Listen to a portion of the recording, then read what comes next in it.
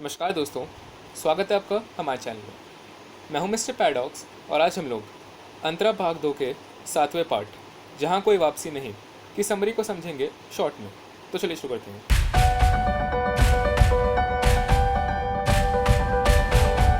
इस पार्ट के लेखक हैं निर्मल वर्मा, जिनका जन्म 1929 यानी 1929 में हुआ था। ये कहानी एक यात्रा संस्मरण है, एक ट्रेवलॉग है, यानी लेखक ने ट्रैवल करते हुए जो भी देखा और एक्सपीरियंस किया वो लिखा है। ये कहानी शुरू होती है 1983 यानी 1983 सिंगरौली से। लेखक बताते हैं कि रोपाई का महीना चल रहा था, यानी वो महीना चल रहा था जब खेतों में बीज और फसलें बोई जाती हैं। ये जुलाई का अंत था, जुलाई का एंड था, जब बारिश के बाद खेतों में पानी जमा हो जाता है। लेखक दोपहर में सिंगरौली के एक क्षेत्र, सिंगरौली के एक एरिया नवा गांव गए हुए थे। इस क्षेत्र की आबादी मतलब पॉपुलेशन 50,000 से ज़्यादा थी और यहाँ पर लगभग 18 छोटे छोटे गांव बसे हुए थे। इन्हीं में से एक गांव का नाम है अमझर। इसका ये नाम इसीलिए है क्योंकि काफ़ी ज़्यादा आम होने की वजह से यहाँ पर पेड़ों से आम झरा करते थे, पेड़ों से आम गिरा करते थे। पर पिछले 2 सालों से अमझर गांव के पेड़ों में सूनापन है, क्योंकि यहाँ पर कोई फल, कोई फ्रूट नहीं आया है। जब से सरकार ने ये घोषणा की है कि सिंगरौली प्रोजेक्ट के अनुसार नवा गांव के ज़्यादातर गांव उजाड़ दिए जाएंगे, नष्ट कर दिए जाएंगे, तब से पेड़ सूखने लगे हैं। जब पेड़ों को काटा जा रहा हो और उन्हें बचाने के लिए इंसान आते हैं, ये कहानी तो बहुत बार सुन रखी है, मगर जब इंसानों का जीवन बर्बाद किया जा रहा हो तब पेड़ खुद सूख कर मूक सत्याग्रह यानी चुपचाप सत्याग्रह करते हैं। इसका अनुभव सबसे पहली बार लेखक को सिंगरौली में ही हुआ। मतलब लेखक ने पहली बार सिंगरौली में ही एक्सपीरियंस किया कि जब इंसानों का जीवन बर्बाद किया जा रहा था तब पेड़ खुद सूख कर उसके खिलाफ सत्याग्रह कर रहे थे, उसका विरोध कर रहे थे। लेखक बताते हैं कि लोगों के गांव नष्ट हो जाने के बाद जब उन्हें विस्थापित, जब उन्हें डिस्प्लेस कर दिया जाता है, तब उनका जीवन कितना ख़राब हो जाता है ये उन्होंने स्लम्स में देखा हुआ है। मगर विस्थापित, डिस्प्लेस होने से पहले लोग कैसे अपने साफ और पवित्र गांव में रहा करते थे और खुलेपन में सांस लिया करते थे, ये पहली बार उन्होंने अमझर गांव में देखा। उन्हें अमझर गांव में घने पेड़, साफ सुथरे खप्पर वाले मिट्टी के झोंपड़े और चारों तरफ पानी देखने को मिले। दूर से देखने पर ऐसा लगता था कि सारी ज़मीन एक झील है, एक कभी ना ख़त्म होने वाला सरोवर है जिसके ऊपर आदमी, पेड़ और झोंपड़े हैं। ऐसा लगता था मानो सब बाढ़ में डूब गया हो, पर असल में यहाँ पर धान मतलब चावल उगाया जा रहा था। उन चावल के खेतों में लेखक को वो औरतें दिखाई दी जो वहाँ पर फसलें लगा रही थीं। वो धूप में काम कर रही थी और उन्होंने कश्ती जैसी, बोट जैसी हैट पहन रखी थी। उनकी हैट बिल्कुल किसी चीनी औरत, किसी चाइनीज़ औरत की हैट से मैच कर रही थी।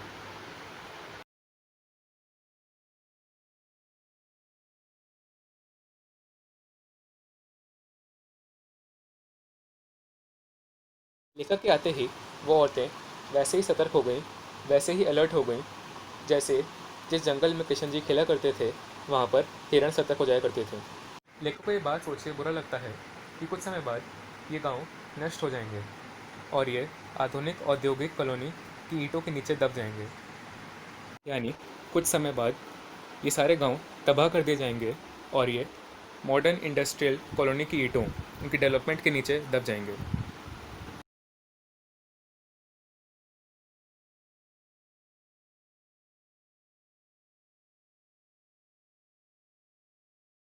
शायद कुछ समय तक इन लोगों के मन में अपने गांव की याद किसी सपने की तरह धुंधली होती जाएगी।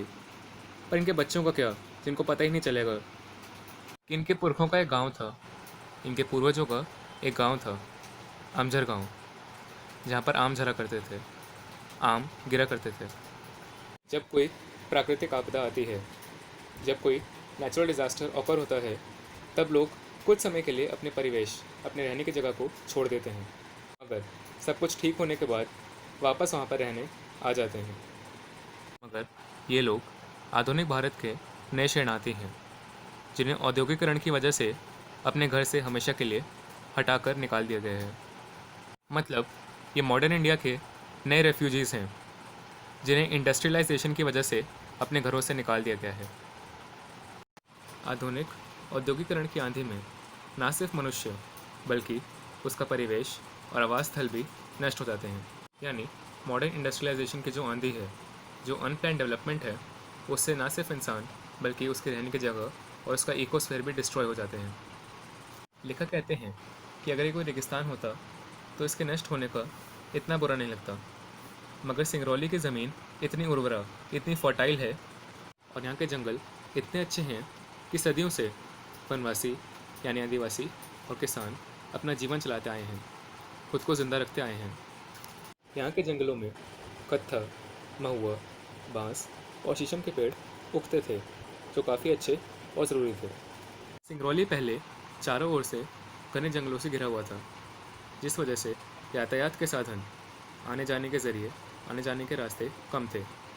इसलिए पहले इसे काला पानी माना जाता था, जहाँ ना लोग अंदर आते थे, ना कोई बाहर जाने का जोखिम उठाता था, यानी कोई रिस्क नहीं लेता था।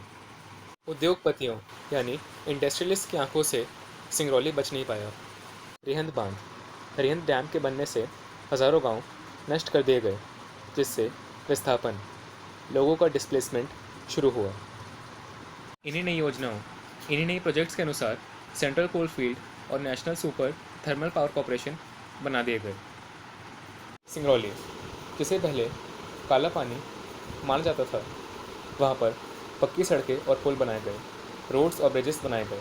जहाँ पर पहले कोई भी नहीं आता था, वहाँ पर इंजीनियरों और विशेषज्ञों यानी एक्सपर्ट्स की भीड़ लग गई। साथ ही जंगलों पर ठेकेदारों, वन अधिकारियों और सरकारी कारिंदों ने आक्रमण करना शुरू कर दिया। यानी फॉरेस्ट पर मनी लैंडर्स, फॉरेस्ट ऑफिशियल्स और गवर्नमेंट ऑफिशियल्स ने अटैक करना शुरू कर दिया, यानी अपने डेवलपमेंट के लिए दूसरों को डिस्ट्रॉय करना शुरू कर दिया। लेखक कहते हैं कि 35 साल पहले यानी 1930s के आसपास हम विकास का दूसरा विकल्प चुन सकते थे, यानी दूसरा डेवलपमेंट मॉडल चूज़ कर सकते थे, जहाँ पर सुख यानी वेलफेयर ज़रूरतों पर निर्धारित होता, यानी बेसिक नेसेसिटीज़ पर बेस्ड होता। अगर हमने विकास का वही विकल्प चुना, वही डेवलपमेंट का मॉडल चुना जो बाकी देशों ने चुना था। अंग्रेज़ों ने कोशिश करी थी कि वो भारत को अपनी सांस्कृतिक कॉलोनी यानी अपने देश की कल्चर के हिसाब से एक कॉलोनी बना ले, मगर वो ऐसा कर नहीं पाए थे। लेखक कहते हैं कि हमारे देश की जो सांस्कृतिक विरासत है, हमारे देश का जो कल्चर है, वो यूरोप की तरह म्यूज़ियम्स में और संग्रहालयों में यानी कलेक्शंस में बंद नहीं है, बल्कि वो तो उन रिश्तों से ज़िंदा थी जो इंसान को उसकी धरती, उसके जंगल, उसके नदियों या पूरे परिवेश, पूरे इकोस्फीयर के साथ जोड़ती थी। यूरोप में पर्यावरण का प्रश्न, एनवायरनमेंट का क्वेश्चन, मनुष्य और भूगोल के बीच संतुलन बनाए रखने का है, यानी ह्यूमंस और ज्योग्राफी में बैलेंस बनाए रखने का है। भारत में यही प्रश्न लोगों और उनकी संस्कृति के बीच रिश्ते बनाए रखने का है, यानी लोगों और उनके कल्चर के बीच रिलेशन बनाए रखने का है।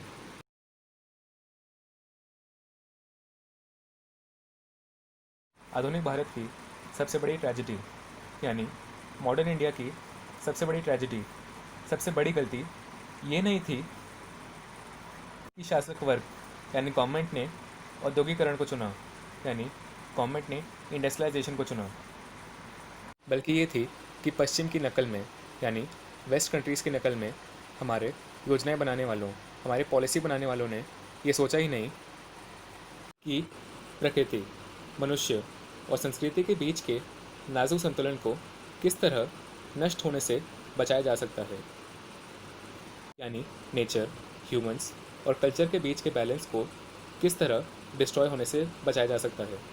पश्चिम शिक्षित सत्ताधारियों यानी वेस्ट कंट्री से पढ़ लिख कर आए पॉलिसी बनाने वालों का ध्यान कभी इस तरफ गया ही नहीं, उन्होंने कभी इस पर सोचा ही नहीं। अपनी शर्तों पर, अपनी मर्यादाओं पर औद्योगिक विकास का भारतीय स्वरूप निर्धारित किया जा सकता है, हमारे शासकों ने ऐसा कभी नहीं सोचा। मतलब हम अपनी शर्तों पर और अपने हिसाब से इंडस्ट्री डेवलपमेंट को इंडिया के हिसाब से और इंडिया की फॉर्म में कर सकते थे। ऐसा हमारे शासकों, हमारे गवर्नमेंट के रूलर्स ने कभी नहीं सोचा। दोस्तों, इस चैप्टर से हम लोग क्या सीख सकते हैं? अगर आप किसी की लाइफ को डिस्ट्रॉय करके सक्सेसफुल होते हो तो वो सक्सेस ज़्यादा देर तक नहीं रह सकती। तो इसे बिना प्लानिंग के करने का कोई फ़ायदा नहीं है। डेवलपमेंट और इंडस्ट्रियलाइजेशन बुरे नहीं हैं, मगर इनके अनप्लान्ड होने की वजह से अगर लोगों को नुकसान पहुंच रहा है